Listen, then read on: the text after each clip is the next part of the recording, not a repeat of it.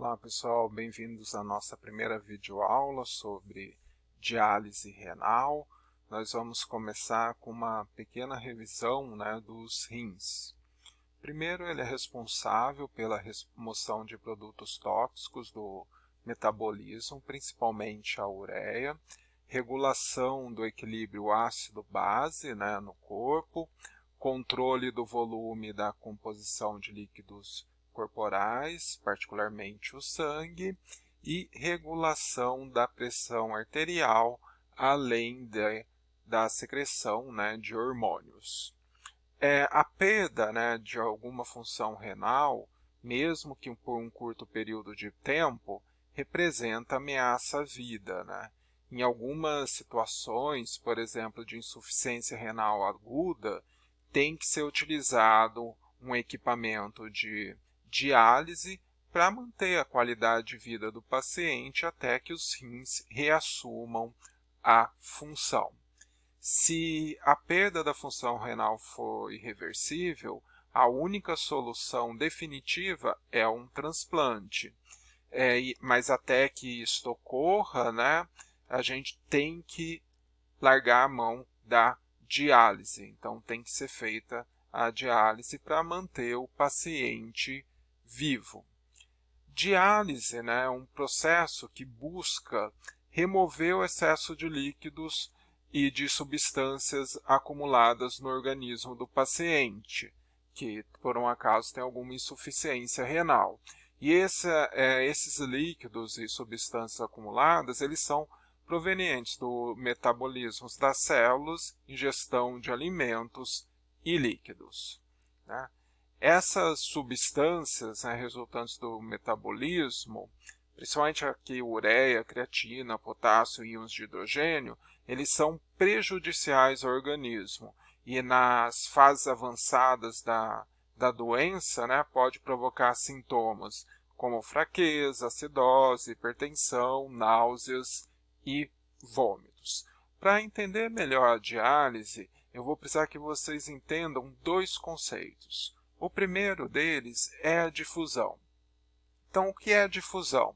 É a passagem espontânea de partículas, pode ser solutos eletrólitos e não eletrólitos, que podem atravessar uma membrana semipermeável. Então, aqui a gente tem dois recipientes separados por uma membrana aqui no meio, da região mais concentrada para menos concentrada, até que o equilíbrio de concentrações encerre a difusão. Então, neste exemplo aqui de dois compartimentos separados por uma membrana, aqui eu tenho maior concentração de, pode ser potássio, pode ser creatina, o que for, Então, aqui dá para ver que tem maior concentração de elementos que aqui. Então, a ideia é que pela difusão, vai passando esses elementos, eles atravessam a membrana do meio mais concentrado para o menos concentrado, de forma a concentração ficar igual, ou seja, eles se difundem através da membrana. Então aqui, num primeiro momento estava assim, no segundo momento está deste modo, devido à difusão. Então a concentração ela se igualou e a difusão ela cessa. Agora, na diálise, os solutos eles são seletivamente trocados por difusão. Então, uma palavra-chave aqui é seletivamente. Então, através de uma membrana semipermeável, de acordo com seu peso molecular e em resposta ao gradiente de concentração de cada lado da membrana. Então, aqui eu tenho um sangue. Aqui eu tenho um líquido que a gente vai chamar de dialisato, E a tendência é ocorrer a difusão do meio mais concentrado para o meio menos concentrado. Então, esse dialisato não pode ser qualquer líquido e a membrana não pode ser qualquer membrana. Ela tem que ser uma membrana semipermeável para garantir a seletividade dos elementos que atravessarão a membrana. Então, o sangue normalmente ele vai estar mais concentrado e os solutos passarão do sangue para o dialisato por difusão. Então, por este processo, né, as substâncias indesejáveis são transferidas ao dialisato, mas não o excesso de água do sangue. Então, difusão, a gente está falando de substância que não seja a água, né? Então, normalmente, solutos do sangue com baixo peso molecular, ureia, creatina, creatinina, entre outros, eles se difundem pela membrana, né? E com isso é retirado o excesso desses produtos indesejados do sangue. Um outro conceito é a osmose, né? Osmose já é diferente de difusão. Então, em uma solução, é a passagem do solvente, que no caso é a água, né, através de uma membrana que é impermeável ao soluto, às substâncias, né, e o equilíbrio é alcançado quando as concentrações se igualam. Então, da mesma forma que a difusão, as concentrações tendem a se igualar. Então, por exemplo, aqui, ó, tem aqui um tubo em U, aqui no meio tem uma membrana, e aqui a gente tem uma substância mais concentrada, e aqui tem a mesma substância menos concentrada. Qual é a ideia de difusão? O soluto, né, ele não vai atravessar, o que vai atravessar é a água. Então, para tentar igualar a concentração dos dois lados, a água ela sai do meio menos concentrado e vai para o meio mais concentrado, de forma que a concentração das duas substâncias elas fiquem iguais. Então, na diálise, existe uma pressão osmótica no sentido de levar a água do dialisato, que é o meio menos concentrado, para o sangue, que é o mais concentrado. E isso iria fazer o quê, né, esse processo de osmose? Basicamente, iria aumentar o volume do sangue, o que é extremamente perigoso, né? Aumentar o volume do sangue, ele tem que ser mais ou menos constante. Então, para contornar, né, esse tipo de problema, a gente precisa de um outro tipo de mecanismo, né, para que haja troca, né, através da membrana. E aí vem o método de ultrafiltração, em que ocorre a osmose, mas não acontece essa passagem, né, da água para o sangue, aumentando o volume. Então, a ultrafiltração é um método de remoção de água do sangue através da membrana semipermeável do dialisador.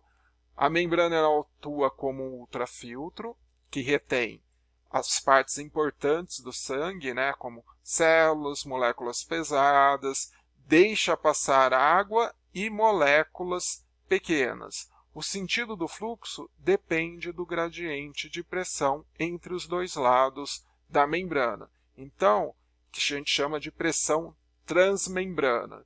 Então, o que ocorre? Normalmente, se faz, né, uma pressão para contrabalancear o gradiente osmótico. Vamos ver aqui, ó. É estabelecido uma pressão hidrostática entre os dois lados. Então, do lado do dialisato, né, o que ocorre? A gente faz uma pressão negativa.